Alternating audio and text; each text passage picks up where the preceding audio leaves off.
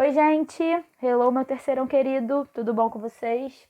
Aqui é a Rafaela, professora de Sociologia. Na aula de hoje, nós vamos dar continuidade aos nossos estudos do capítulo 8.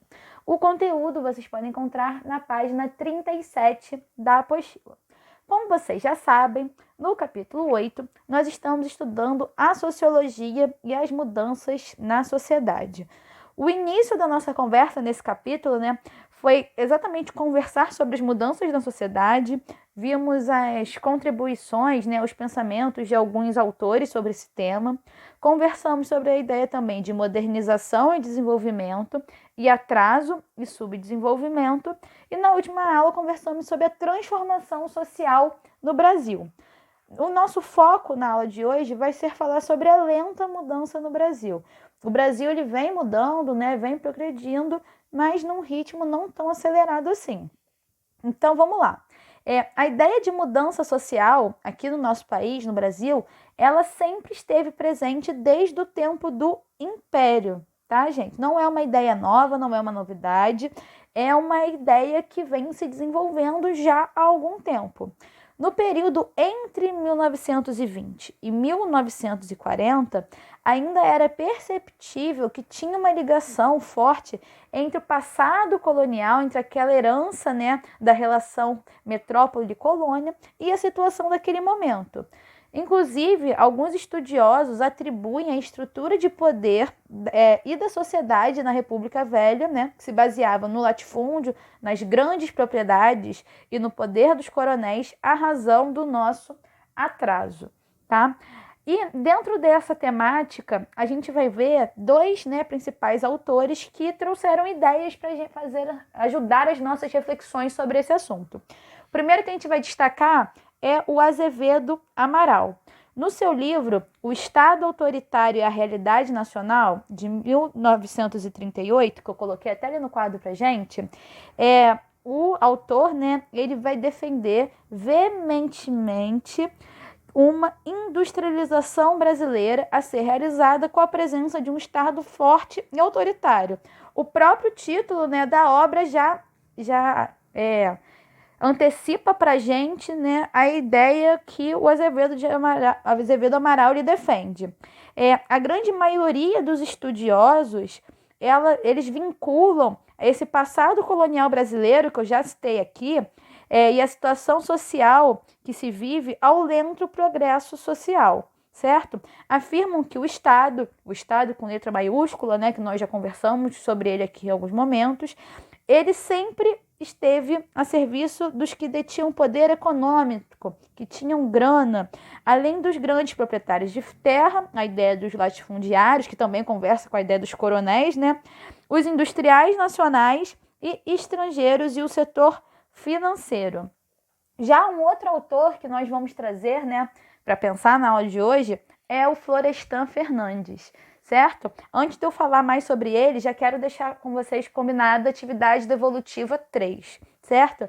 Para essa atividade, eu quero que vocês pesquisem quem foi o Florestan Fernandes, tá? Essa pesquisa de vocês deve ter ilustrações que são fundamentais, vão ser avaliadas, e essa pesquisa deve ter uma página, tá, galera? Então, já deixamos aí combinada a atividade devolutiva número 3, pesquisar quem foi o Florestan Fernandes. Não esqueça de colocar ilustrações.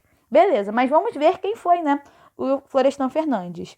Ele foi um dos maiores sociólogos brasileiros.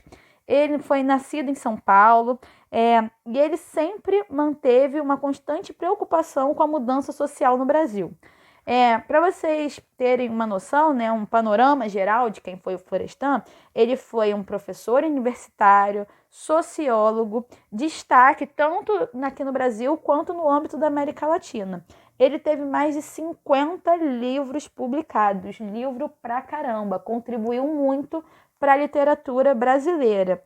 Dentre esses livros, nós podemos destacar Os Mudanças Sociais no Brasil, de 1974, e A Revolução Burguesa no Brasil, de 1975.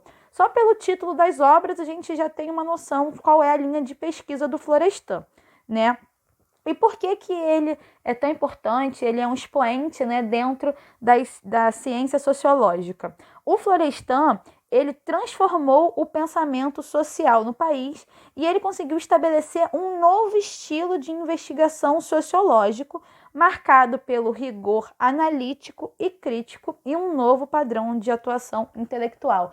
Isso não é para qualquer um, tá, gente? Ele contribuiu muito para a sociologia, por isso que ele é o tema da nossa atividade devolutiva. Então, vamos lá. Para o Florestan Fernandes, a sociedade de classes, né, constituída aqui no Brasil, a sociedade de classes, que é uma característica típica do capitalismo, ela é incompatível com o que se tem como universal em termos dos direitos humanos. Por quê? Porque resulta numa democracia restrita no contexto de um Estado autoritário burguês, no qual as mudanças só ocorrem em atenção aos interesses de uma minoria privilegiada nacional articulada com os interesses estrangeiros. Dá para perceber, né, que o Florestan tem, né, um tom de crítica bastante forte à estrutura social brasileira, mas a gente consegue perceber que ele trouxe muito, né, agregou muito ao desenvolvimento sociológico de uma maneira geral. E o item 8.6 é o Brasil de hoje. Muitas coisas mudaram no Brasil, certo? Desde que o Brasil é Brasil, progredimos muito em alguns pontos. Algumas outras coisas foram conservadas, né? Permaneceram, temos permanências e avanços, outras não mudaram de uma maneira tão significativa, certo? Em algumas regiões, né, o modo de vida ela vai se assemelhar à das sociedades industrializadas. Nós vamos ter partes do nosso país extremamente industrializadas, urbanizadas, e em contrapartida nós vamos ter outros pontos, principalmente se a gente for visualizar, né, as áreas rurais, onde se vive uma realidade completamente diferente. Nas grandes cidades, a gente tem muitos paradoxos, muitos contrastes sociais. A gente vai ter lugares de extrema riqueza, luxo, ostentação, né, e outros de extrema pobreza. E eles não vão estar tão distantes assim um do outro. Tá? A gente vai ver que vai ter pessoas morando em condomínios fechados, luxuosos, enquanto outras vão viver na rua, né? Embaixo de viaduto e por aí vai. No Brasil de hoje, a gente tem a democracia prevalecendo, as eleições são realizadas regularmente, inclusive estamos em ano eleitoral, certo?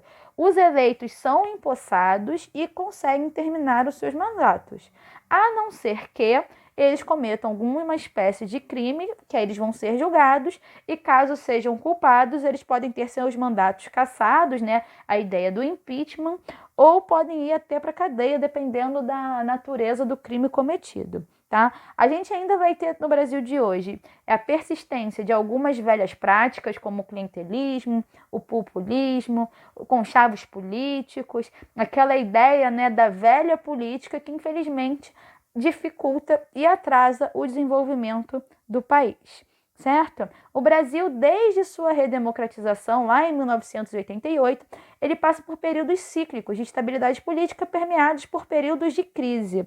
A Constituição de 1988, né, a nossa Constituição Cidadã, ela é um marco, um expoente que exatamente marca esse processo de redemocratização, certo? Além disso, nesse Brasil de hoje, nós temos alguns outros marcos, né? A gente pode botar, né, que ali desde a década de 90, o Brasil ele passou por um grande crescimento político, econômico. A gente teve a consolidação do real como motor desse crescimento, né? Sendo que o Brasil chegou a ser reconhecido internacionalmente como a 7ª maior economia do mundo, que é um reconhecimento muito importante, ajudou o Brasil a ganhar uma confiabilidade num contexto internacional, e inclusive o Brasil faz parte do BRICS, certo? Que é um agrupamento de países de mercado emergente que tem relação ao seu desenvolvimento econômico. O BRICS também foi um fator ali fundamental dentro do desenvolvimento brasileiro. Porém, né, a gente tem que fazer o contraponto, que a boa fase, né, que o Brasil passou foi comprometida por constantes escândalos de corrupção e tudo mais que minaram essa confiança internacional que eu comentei com vocês que havia sido construída. Beleza? E além disso, né, para a gente poder concluir, é importante que a gente destaque o papel do uso dos telefones celulares, do acesso à rede social, da internet, que traz, né, profundas mudanças comportamentais, sociais e que transforma também a nossa sociedade. Beleza, galera? Então, eu vou ficar por aqui. Atividade devolutiva 3 já foi combinada. Para poder fixar os conteúdos vistos na aula de hoje, questionário 15, questões da 14 a 20, tá bom? Fiquem bem, se cuidem e até a próxima. Um beijo, tchau, tchau!